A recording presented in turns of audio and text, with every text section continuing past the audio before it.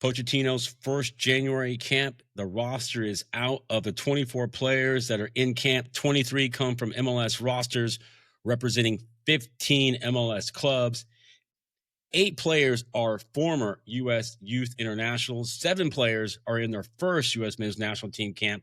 4 players were a part of the 2022 FIFA World Cup squad, and the OG for this camp is Tim Ream, who's worn the captain's armband for each and every one of Pochettino's matches since he took over last September. He's the most capped player with 66 heading into camp. When you hear that roster and you hear all about the new blood and that new opportunity, what are some of your thoughts when you think about this group of players that are assembling for a pair of friendlies coming up here in January? I mean, first and foremost, when you talk about January camp, you're talking about opportunity most of the time. You're talking about players that have absolutely killed the previous MLS season. And that's what you're seeing on this roster. I don't even see a single name that is a head scratcher or, could be argued like, yo, why is this player on the roster? And that's what I really like about it. And you see some players that are, really getting rewarded. It shows that Pochettino and the U.S. Federation are really paying attention to what MLS players are doing. And again, that's what January camp is normally about. First and foremost, before I dive into some of my other favorites on the roster, I want to give a shout out to the homie Walker Zimmerman for getting called back into camp. It's been a long run with him of, some nagging injuries and fighting through things. So it's good to see his warrior mentality pay back off for him. I'm really happy and excited about the fact that Patrick Agyemang got his first call up under Pochettino. This is a kid who's an absolute baller. George Campbell is one that really came to life in Montreal. Had an amazing We saw him a couple season. weeks ago in Miami. He looks great. He's doing great. Yeah, he looks great. He's ready for, the challenge of getting called in, but also to double down on an amazing 2024 and re-up that in 25. And then y'all know me. I'm from Davis, California, where most people don't really talk about Davis, California. Except for people from Davis. Exactly. And most people don't really know that Davis is the definition of a footballing city.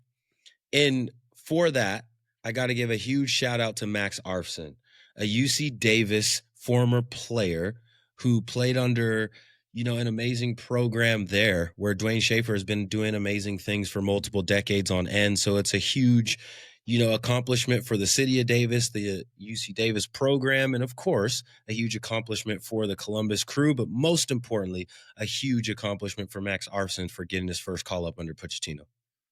Drake Callender back in the mix. You would like to think with this group of Freeze, Schulte, and Stefan that it might be more of a game of ruling yourself out in terms of being in the mix for 2026 when you look at the opportunities that Drake, Matt, and Patrick and Steph stack.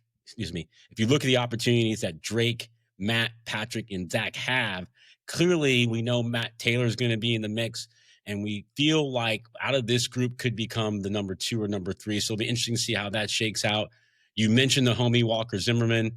Your words, not mine, but I definitely glide and ride with Walker, and I think we're going to see a bounce back year from him. You and I talked about this a few months ago. He had a proper offseason, and I think rest is going to do him very, very well. Miles Robinson in the mix as well. He's actually, Miles, believe it or not, the 3rd most capped player in this camp. So a great opportunity for him to lead from the front. But I got to shout out a couple things. First, you talk about opportunity. The forwards, only Jesus Ferreira and Brian White, who has 1 cap, have been capped. So plenty of opportunities for Patrick, Caden Clark, Brian Gutierrez, Matko, Indiana, and Brian, as I just mentioned. But how about the homie, friend of the Newgrounds show, Emeka Eneli, most likely in frame to be the captain for RSL this year. He gets the call up. So excited for him. I guess goosebumps thinking about it.